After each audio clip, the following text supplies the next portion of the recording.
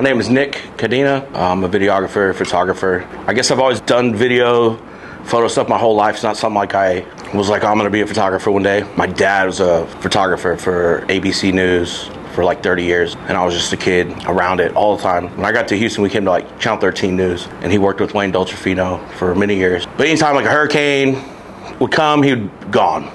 I remember I believe in like 4th or 5th grade, and that whole like Waco, Branch Davidian, David Koresh stuff was going on. He was gone the whole time. Don't quote me there, but like 90 days, 60 days, something like that. I think he came home for dinner like one night, and that like he drove in, we had dinner. When I woke up, he was gone. It's cool now because like Netflix has made like documentaries on David Koresh, and like there are scenes when he's doing press conferences, you can see my dad in the back like running a camera. And I remember being like 4 years old, and my dad would tell me, he's like, hey, you know, son, I gotta go shoot something. And I remember I was like kind of sleeping or something. I kind of woke up and I was like, what kind of gun do you have, Dad?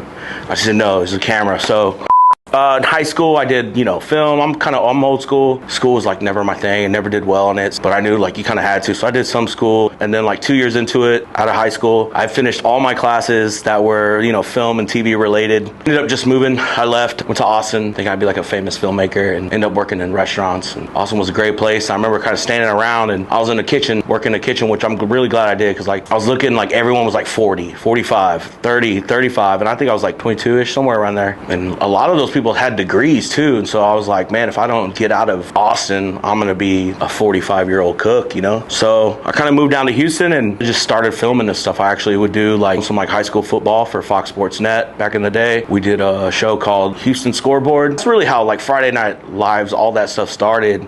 So I got into that and just, went to the oil field not too long ago, got laid off, and accidentally I was never on social media, and I kind of did. Remember in like 2015, and I just started getting tagged in posts. I remember some guy was like, hey, I'm looking for a videographer. And I was laid off, and I had a camera, and I got tagged like 15 times in this one post. Oh, we're looking for like a volunteer, like some free stuff. And I was kind of like, man, like, okay, like everyone wants free stuff, And I was gonna turn it down, and the lady was like, well, it's for Marcus Luttrell from Lone Survivor Foundation, in the movie Lone Survivor, who I guess Mark Wahlberg played. And I had like heard about it. I never really seen the movie, but I heard about him, and so I was like, all right. So in my eyes, I thought that was an opportunity. Honestly, like I didn't even plan to like be a freelance videographer. It just happened. Whatever I shot that day with Marcus Luttrell, they loved it so much. They ended up, hiring me. I think they paid me like $600 or something, damn near a week's pay in the oil field, because I worked at a warehouse, and I was like a field guy. I was trying to get promoted to be a salesman, and I sold downhole sucker rod pumps, which is really cool too. And basically my first month blew this old man had been there for 30 years, blew his sales out of the water. My boss was like, good job. And that's when I found out he was talking shit, saying I didn't know anything.